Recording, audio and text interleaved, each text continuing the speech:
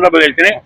Sir, ಇವತ್ತಿನ ಮೂಲ ಉದ್ದೇಶ, ಹೋರಾಟದ ಒಂದು ಮೂಲ ಉದ್ದೇಶ ಏನಿದೆ ಸರ್? ಇವತ್ತಿನ ಮೂಲ ಉದ್ದೇಶ ನಿಸ್ಸಂದೇಹವಾಗಿ ಅಮಿತ್ ಶಾ ಅಂತ ವ್ಯಕ್ತಿಯ ಮೂಲಕವಾಗಿ ಹೊರಹೊಮ್ಮಿರುವಂತ ಮನುಧರ್ಮಶಾಸ್ತ್ರ ಇದೆಯಲ್ಲ, ಅದು ಈ ದೇಶಕ್ಕೆ ಅಪ್ರಸ್ತುತ.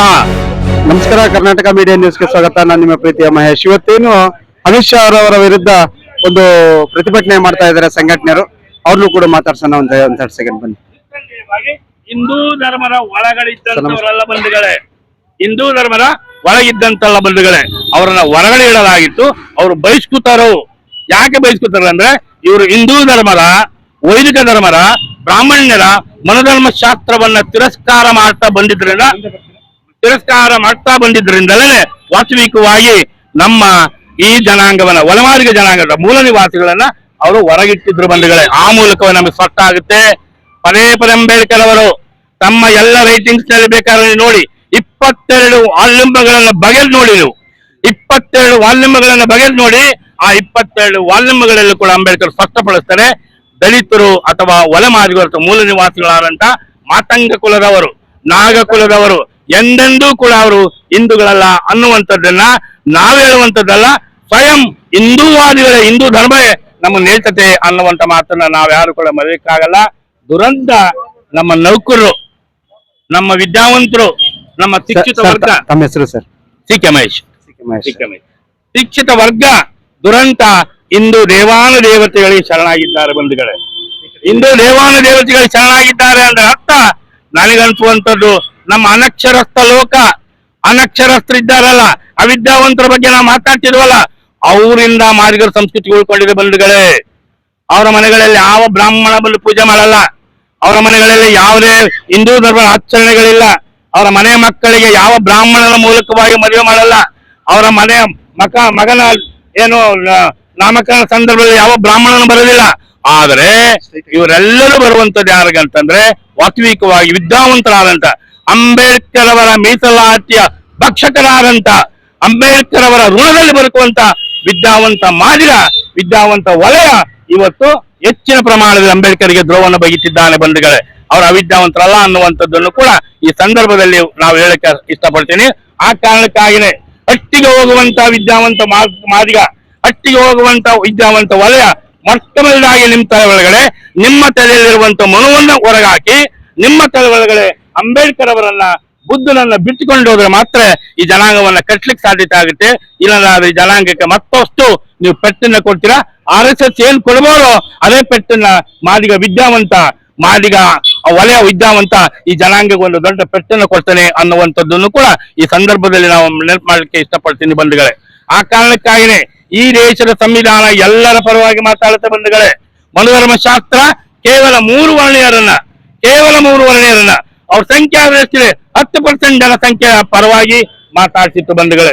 ಶೂದ್ರನ ಅತ್ಯಂತ ಕೀಳಾಗಿ ನೋಡಿದಂತ ಆ ಮನುಧರ್ಮ ಶಾಸ್ತ್ರ ಯಾವಾಗ ನಾಶ ಆಯ್ತು, ಯಾವಾಗ ಅಂಬೇಡ್ಕರ್ ಅವರಿಂದ ಒಂದು ದೊಡ್ಡ ಪೆಟ್ಟು ಬೀಳ್ತೋ, ಅವತ್ತಿನಿಂದ ಈ ಮನುಧರ್ಮ ಶಾಸ್ತ್ರವನ್ನ ಒಪ್ಪಿಕೊಂಡಂತ ಈ ಮನೋವಾದಿಗಳು ವಾಸ್ತವಿಕವಾಗಿ ವಿದ್ಯಾವಂತ ವಲಯ ಮತ್ತು ಮಾದಿಗ ಇವ್ರ ಕಡೆಯಿಂದ ಪೆಟ್ಟಾಗ್ತಿದೆ ಅಂತ ಆ ಉದ್ದೇಶ, ಅದು ಏನಕ್ಕಾಗಿ ಆ ರೀತಿ ಆಗ್ತದೆ?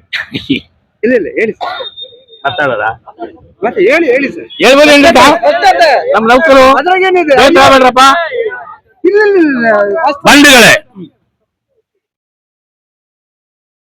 ನಿಸ್ಸಂದೇಹವಾಗಿ ಒಂದು ಸಾಂಸ್ಕೃತಿಕವಾದಂತ ಕರಪ್ಷನ್ ಆಗಿದೆ. ಮಾದಿಗ ಮತ್ತು ವಲಯದ ಸಂಸ್ಕೃತಿ ಯಾವಾಗಲೂ ಕೂಡ ನೆಲ ಸಂಸ್ಕೃತಿ, ಅದು ಮಾತೃ ಸಂಸ್ಕೃತಿ, ಅವ್ವ ಸಂಸ್ಕೃತಿ. ಅವರು ಅವ್ವ ಸಂಸ್ಕೃತಿಯ ರೀತಿಯಲ್ಲಿ ಬದುಕನ್ನು ಕಟ್ಕೊಳ್ತಿಲ್ಲ ವಿದ್ಯಾವಂತರು. ಅವ್ರು ಕಟ್ಕೊಳ್ಳುವಂತ ಸಂಸ್ಕೃತಿ ಯಾರಂತಂದ್ರೆ ರಾಮನ ಸಂಸ್ಕೃತಿ, ಕೃಷ್ಣನ ಸಂಸ್ಕೃತಿ, ಗಂಡು ದೇವತೆಗಳ ಸಂಸ್ಕೃತಿ ಅಥವಾ ಪಿತೃ ಸಂಸ್ಕೃತಿ ಆಗಿದೆ. ಈ ಪಿತೃ ಸಂಸ್ಕೃತಿನೇ ವಾಸ್ತವಿಕವಾಗಿ ಅದು ದಲಿತನ ಸಂಸ್ಕೃತಿಯ ವಿರುದ್ಧವಾದಂಥದ್ದು. ಅಲ್ಲಿಗೆ ಅರ್ಥ, ವಿದ್ಯಾವಂತ ವರ್ಗ ತನ್ನ ಒಳಗಡೆ ಇರುವಂತ ಪಿತೃ ಸಂಸ್ಕೃತಿಯನ್ನ ನಾಶ ಮಾಡ್ಕೊಳ್ಳೋದಾನೆ.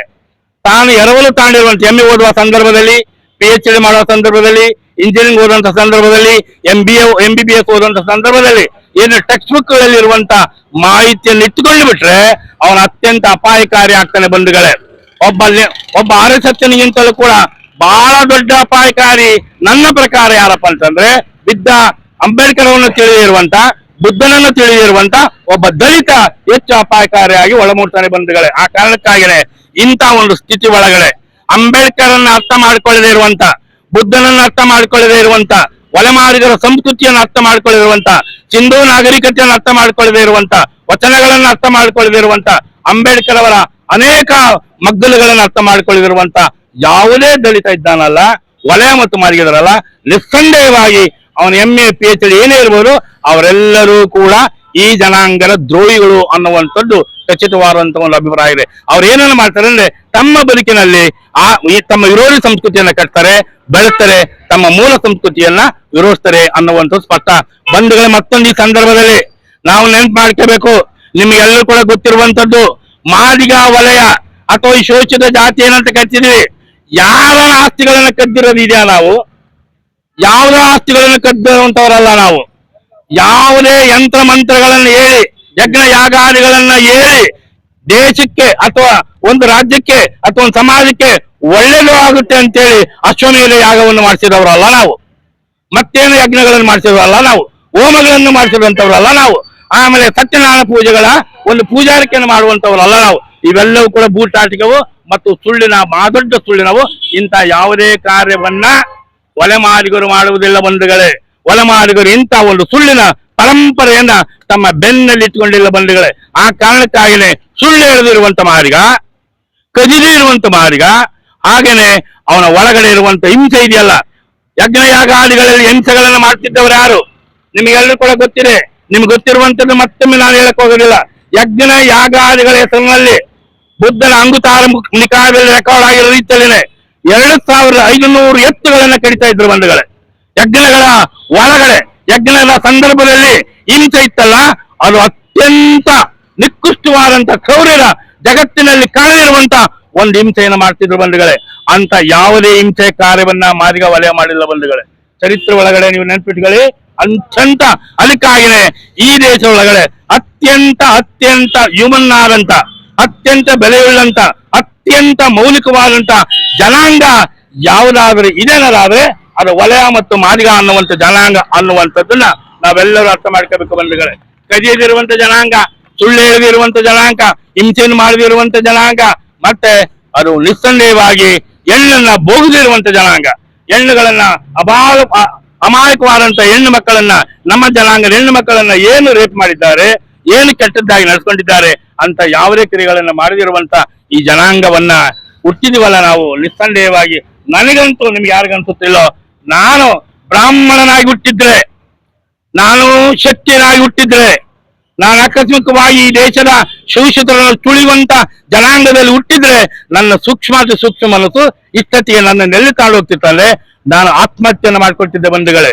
ಆತ್ಮಹತ್ಯೆ ಘಾತಕವಾದಂತ ಒಂದು ಮನಸ್ಥಿತಿಯನ್ನು ಹೊಂದಿರುವಂತದ್ದನ್ನ ನಮ್ಮ ವಿದ್ಯಾವಂತ ವರ್ಗ ಇವತ್ತು ನಮ್ಮ ಜನಾಂಗದ ಮಧ್ಯದಲ್ಲಿ ಇರುವಂತದ್ದೇನೆ. ಅದು ಅತ್ಯಂತ ದುರಂತದ ಸ್ಥಿತಿ ಅಂತ ನಾನು ಈ ಸಂದರ್ಭದಲ್ಲಿ ಹೇಳ್ತೀನಿ.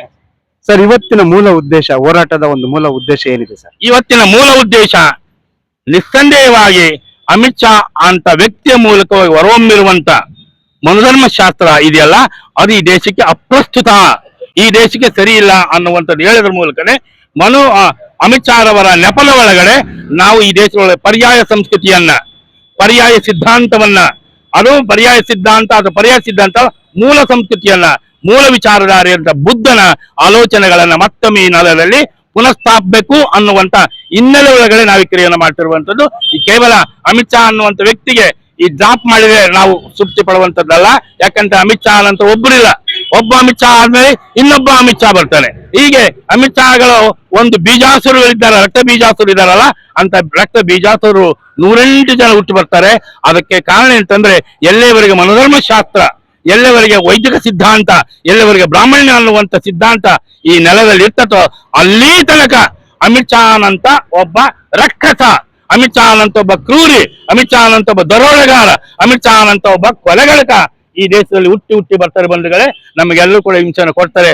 ಆ ಕಾರಣಕ್ಕಾಗಿ ಈ ಸಭೆಯ ಮೂಲ ಉದ್ದೇಶವೇ ಅಮಿತ್ ಶಾ ಪ್ರತಿನಿಧಿಸುವಂತ ತತ್ವಗಳ ವಿರುದ್ಧ, ಸಂಸ್ಕೃತಿ ವಿರುದ್ಧವಾಗಿ ನಮ್ಮ ಆಲೋಚನೆ ಇದೆ. ಅದಕ್ಕೆ ನೆಪವಾಗಿ ನಾವು ಆತನ ತಾತ್ಪೂರ್ತಿಕವಾಗಿ ಇದನ್ನ ರಾಜೀನಾಮೆನ ಅಥವಾ ಡ್ರಾಪ್ ಮಾಡಿ ಕ್ಯಾಬಿನೆಟ್ ನಿಂದ ಅನ್ನುವಂತ ಒಂದು ಉದ್ದೇಶವನ್ನು ಇಟ್ಕೊಂಡಿದ್ವಿ. Thank you. ಇದು ಇವತ್ತಿನ ಹೋರಾಟದ ಉದ್ದೇಶ ಆಗಿರುತ್ತೆ ವೀಕ್ಷಕರೇ. ವೀಕ್ಷಕರೇ, ಇದುವರೆಗೂ ಏನ್ ನೋಡಿದಂತ ಅಮಿತ್ ಶಾ ಅವರವರ ವಿರುದ್ಧ ಹೋರಾಟ ಮಾಡ್ತಾ ಇರ್ತಕ್ಕಂತ ಪರಿಶಿಷ್ಟ ಜಾತಿ ಮತ್ತು ಪರಿಶಿಷ್ಟ ವರ್ಗದ ನೌಕರ ವರ್ಗದವರು ಇವತ್ತು ಈ ಹೋರಾಟವನ್ನು ನಂಬ್ಕೊಂಡಿದ್ದಾರೆ. ಅದರಲ್ಲಿ ಇಷ್ಟೊತ್ತಗನ ಮಾತಾಡಿದಂತ ಸಿ.ಕೆ. ಮಹೇಶ್ ಅಣ್ಣ ಅವರು ಕೂಡ ಇದ್ದಾರೆ. ಅವರ ಮಾತುಗಳನ್ನ ಆಲಿಸಿದ್ವಿ. ಇದುವರೆಗೂ ನೋಡಿದಂತ ಈ ಹೋರಾಟ ಏನಿದೆ, ಈ ಚಿತ್ರದುರ್ಗದಲ್ಲಿ ನಡೀತಾ ಇರತಕ್ಕಂತ DC ಸರ್ಕಲ್ ಅಲ್ಲಿ ನಡೀತಾ ಇರತಕ್ಕಂತ ಹೋರಾಟ. ಕರ್ನಾಟಕ ಮೀಡಿಯಾ ನ್ಯೂಸ್ನ ಸಬ್ಸ್ಕ್ರೈಬ್ ಮಾಡ್ಕೊಳ್ಳಿ. ನಮಸ್ಕಾರ.